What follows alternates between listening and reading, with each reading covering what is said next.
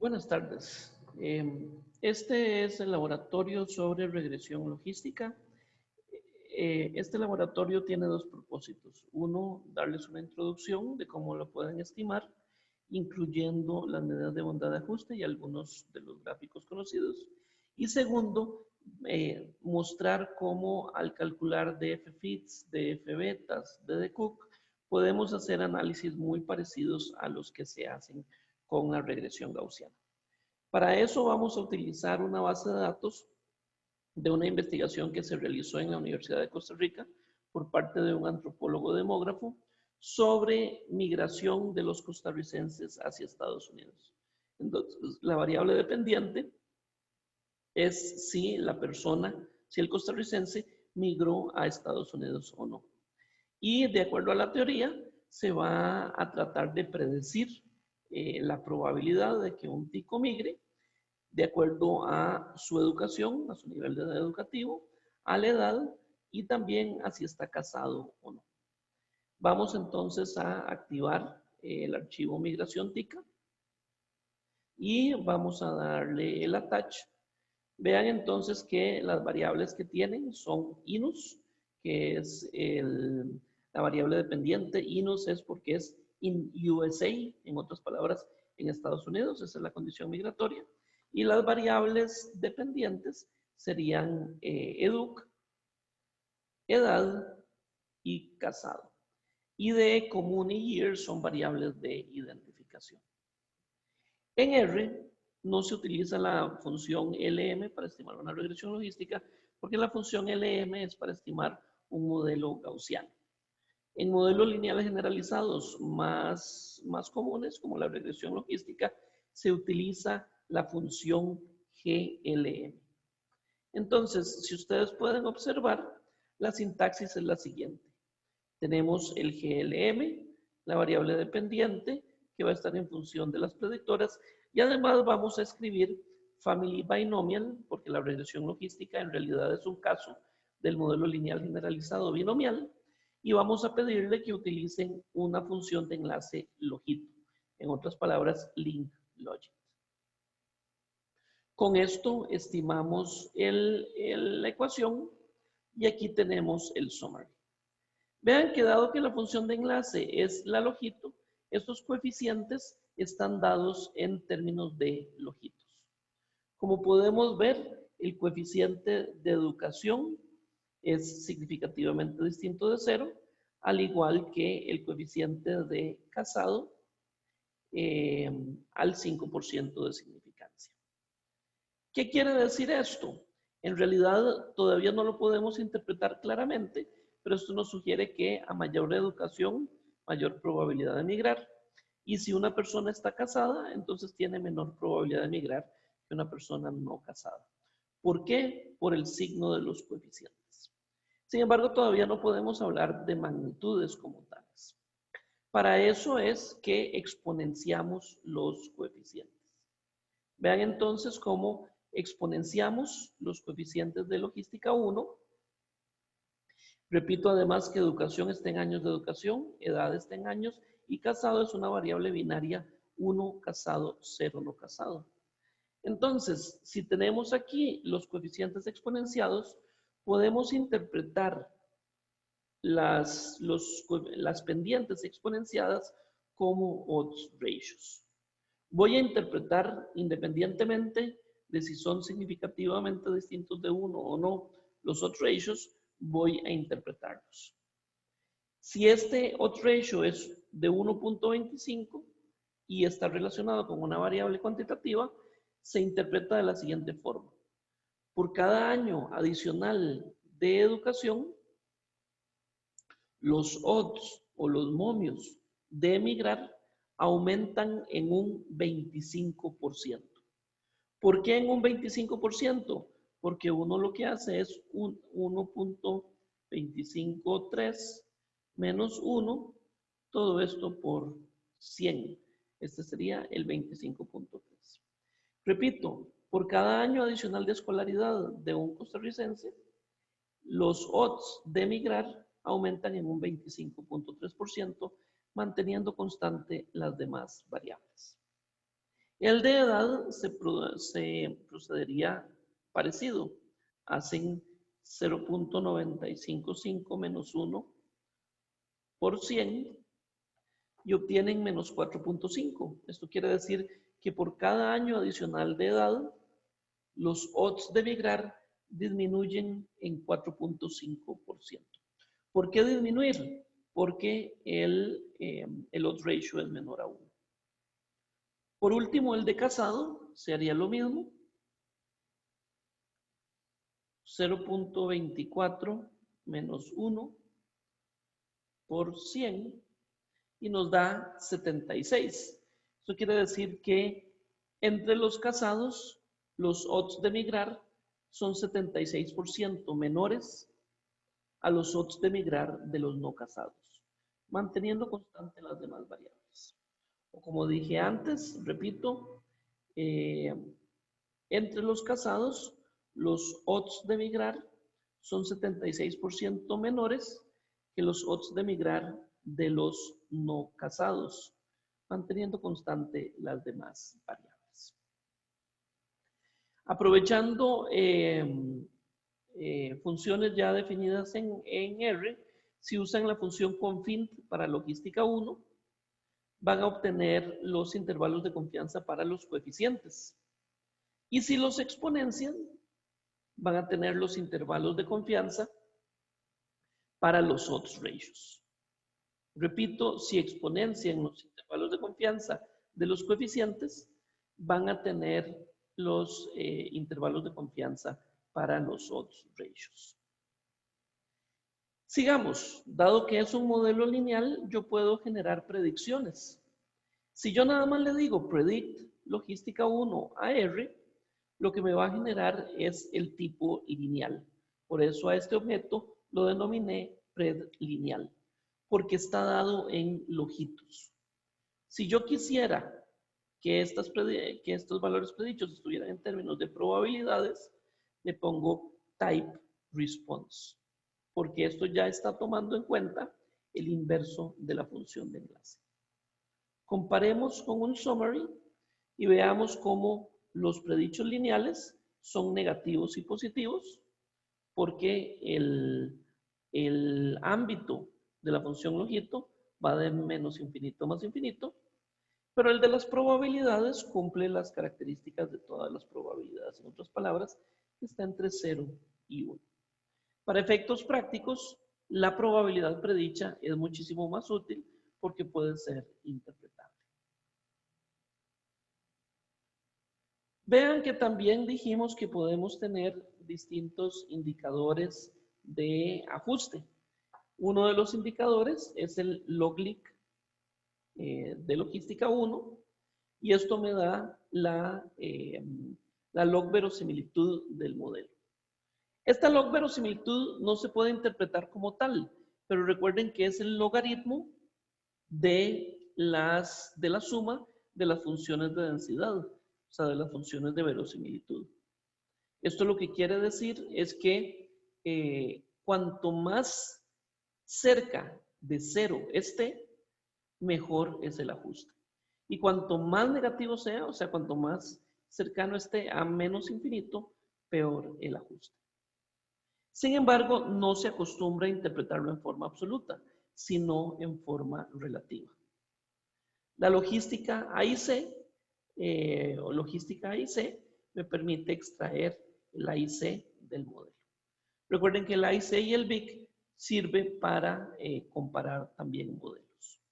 En este sentido, les recomiendo en la casa practicar cómo se calcularía a pie tanto el BIC como el A y C, no con las funciones que ustedes ya conocen, como son A y C, logística 1, que vean que obtengo el mismo valor,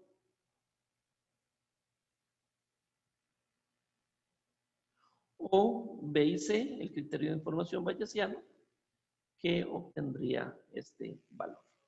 Traten de calcularlos a pie.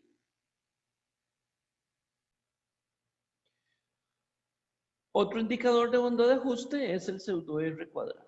Y recuerden que el pseudo R cuadrado lo que hace es comparar la log verosimilitud del modelo observado con la log verosimilitud del modelo nulo. El modelo nulo, recuerden que es el modelo que está en función nada más de la constante. O sea, no está en función de ningún predictor. Aquí lo estimo y vean que el pseudo R cuadrado sería el cociente de la diferencia entre el log-lig del modelo nulo y el log-lig de la logística entre el log-lig del nulo. Tenemos aquí que el pseudo R cuadrado es de 0.2545. Recuerden que no lo podemos interpretar como un porcentaje de variabilidad explicada, sino que lo tenemos que interpretar como una forma de reducción. Nosotros lo que vamos a decir es que la log verosimilitud del modelo nulo, el modelo observado, cambia la log verosimilitud del modelo nulo en un 25%. Repito, el modelo observado cambia la log verosimilitud del modelo nulo en un 25%. Cuanto más cercano a 100% es mejor, porque quiere decir que lo cambia muchísimo más y que explica más variabilidad. Ahora bien, entre las medidas de bondad de ajuste, recuerden que tenemos algunas pruebas. Una de las pruebas puede ser la de la prueba de deviancia.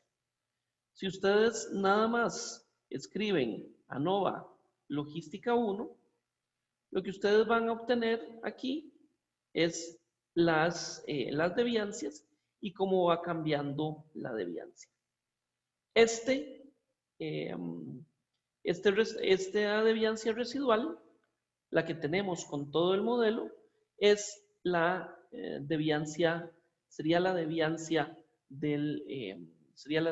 del modelo. Recuerden que nosotros lo que estamos es queriendo que esta deviancia residual sea lo más pequeña posible, porque nos dice que se aproxima al modelo nulo. Si nosotros escribimos deviance logística 1, vean que obtenemos esa deviancia de 126.36. Ahora bien, como ya les dije, la prueba de deviancia no es siempre muy adecuada. Así que lo que se recomienda es, en la regresión logística, usar la prueba de Fosbury-Lemaitre. La prueba de Fosbury-Lemaitre está en este Library Resource Selection y la función se llama hoslem.test. Se coloca primero la variable dependiente, después los predichos de la logística 1 y se dice cuántos grupos se quieren usar. Fosbury-Lemaitre recomienda utilizar 10 grupos, pero es un parámetro que ustedes pueden cambiar. La hipótesis nula es que tenemos un buen ajuste del modelo y la hipótesis alternativa es que no tenemos un buen ajuste del modelo. Vean cómo con el HLT obtenemos un p-value de 0.8209. Eso quiere decir que al 5% de significancia no hay suficiente evidencia estadística para rechazar la hipótesis nula de que tenemos un buen ajuste del modelo. Este modelo tan sencillo en realidad parece que nos ajusta bastante bien para tratar de predecir la condición migratoria de los costarricenses. ¿De dónde surge la prueba de Fosbury-Lemaitre? Yo les había dicho que el chi cuadrado de Fosbury-Lemaitre es la famosa fórmula de la suma de el observado menos el esperado al cuadrado dividido entre el esperado. Y eso sale de una tabla con valores observados y esperados. Eso se puede ver con estos subobjetos que tiene el objeto HLT. Noten entonces cómo estas categorías son las categorías construidas con los deciles. Este es el primer decil, segundo decil, tercer decil y así sucesivamente. Esta es la variable dependiente. Y entonces vean cómo aquí tenemos las frecuencias observadas y aquí las frecuencias, estas son las frecuencias observadas. Las frecuencias esperadas son las que tenemos debajo de estas columnas. Estas son las frecuencias esperadas. Este 21.8 es el que se compare con este 22 y este punto 17 es el que se compara con este 0. Al igual al final, este 9.7 se compara con este 9 y este 12.28 se compara con este 13. Vean la similitud entre los observados y los esperados, lo cual nos sugiere que en realidad el modelo describe bien los datos. Estas son las medidas de bondad de ajuste más usadas. Ahora bien, si yo quiero utilizar la regresión logística para clasificar, para predecir ceros y unos, entonces yo puedo utilizar la tabla de clasificación. La tabla de clasificación se hace de la siguiente forma. Aquí vean cómo yo aplico el library card y hago un recode en donde este logística 1 fitted tiene las probabilidades predichas. Y digo, pongo de punto de corte la probabilidad intermedia, o sea, el 0.5. Todos los valores predichos que están entre 0 y 0.5 los convierto a 0. Y todos los valores predichos que estén entre 0.5 y 1 los convierto a 1. En otras palabras, voy a tener el objeto classIF tiene solo ceros y unos, al igual que la variable original inus. Lo que yo quiero es que la gran mayoría de los casos unos en classIF sean unos en inus y que la mayoría de los casos ceros en classIF también sean ceros en inus. Veamos qué obtenemos. Vean que el 84% de los casos son 0 en la variable original y 0 en la variable, en la clasificación predicha. Y 3.7% son unos en la variable original y unos en la clasificación predicha. La suma de estos dos valores de la diagonal me dice cuál es el porcentaje de clasificación correcta. Vean entonces cómo hubo un 9.85% de casos unos clasificados mal, clasificados como ceros, y un 1.9% de casos ceros que fueron clasificados como casos unos. En otras palabras, este 1.9% se refiere a no migrantes que fueron clasificados como migrantes. Y este 9.85%, 86%, son migrantes que fueron clasificados como no migrantes. Si yo sumo estos dos valores, tengo un porcentaje de clasificación correcta de 0.8826. Lo que yo quiero es que este porcentaje de clasificación correcta sea lo más cercano al 1. Yo también puedo usar otros puntos de corte. Vean que tengo muy pocos unos y tengo muchos ceros. Si esto es el caso, yo puedo usar la media de la variable binaria original como punto de corte. Vean cómo la media sería 0.1362 y yo ahora creo una clasificación en donde digo que todos los valores que están entre 0 y 0.1362 los pongo como 0 y todos los valores que estén entre 0.1362 y 1 los pongo como 1. Vean cómo me cambia la clasificación.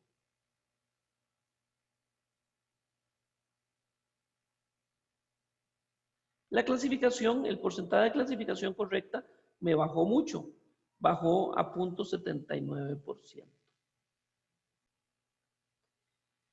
Mientras que antes tenía un 88%.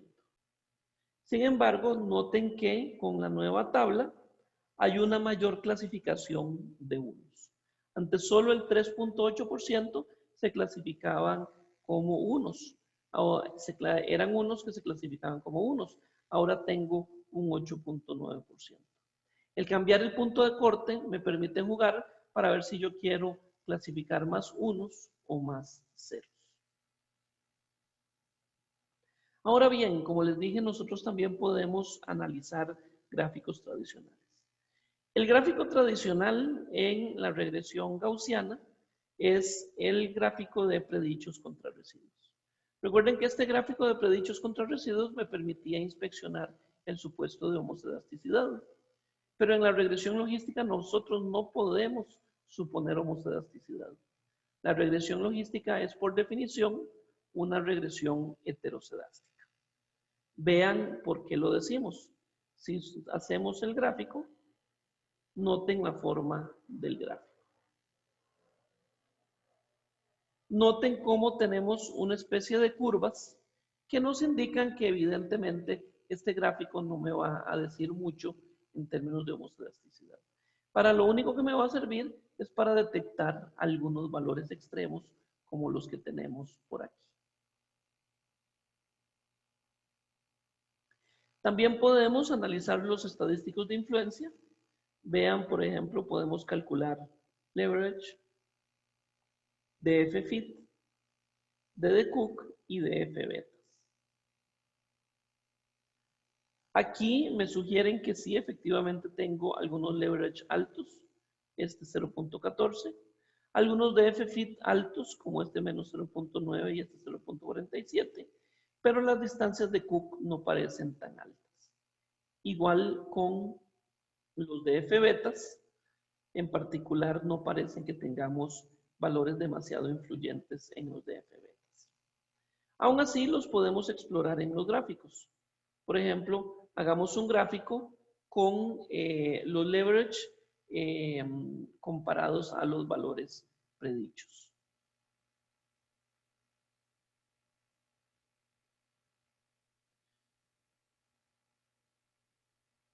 Yo puedo detectar todos estos sobre la línea como valores influyentes. Vean que tengo unos, valores extremos en X. Vean cómo los valores leverage o de apalancamiento, tengo algunos que están por encima de la línea. Sin embargo, son muchos los que están por encima de la línea. Los más extremos son este caso 14, el caso 101, el caso 24 y el caso 130, que hay que inspeccionar para entender por qué es que tienen leverage tan altos. También podemos hacer el típico gráfico de predichos contra residuos con las burbujas ponderadas por el leverage.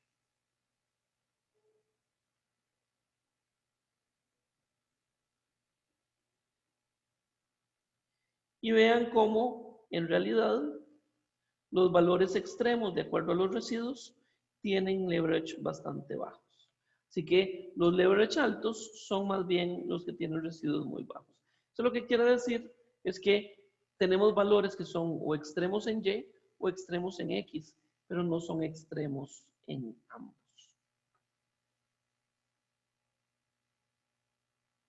Yo puedo también hacer lo mismo con el DF-fit, pero con el DF-fit voy a llegar a conclusiones similares.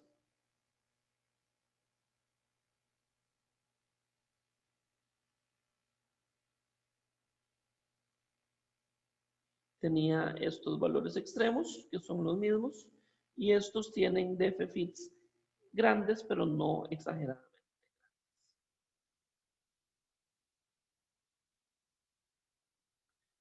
Yo también puedo hacer exactamente lo mismo con la distancia de Cook.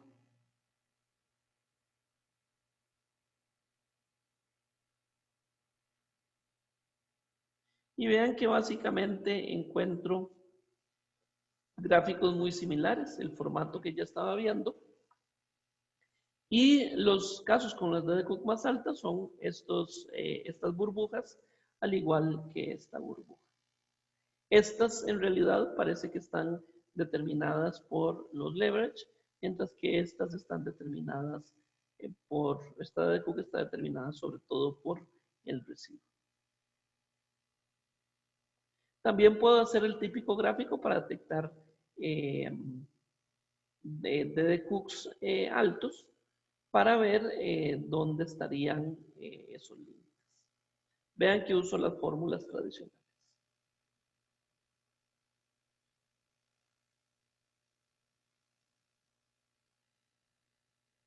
Y aquí en este gráfico de Cook, vean que no tenemos ningún caso con distancia de Cook demasiado grande.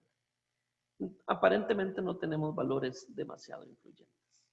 Esta última parte del video lo que quiere demostrar cómo estos gráficos de valores extremos y valores influyentes que estábamos acostumbrados a hacer con la regresión gaussiana, también la podemos hacer con la regresión logística. Muchas gracias.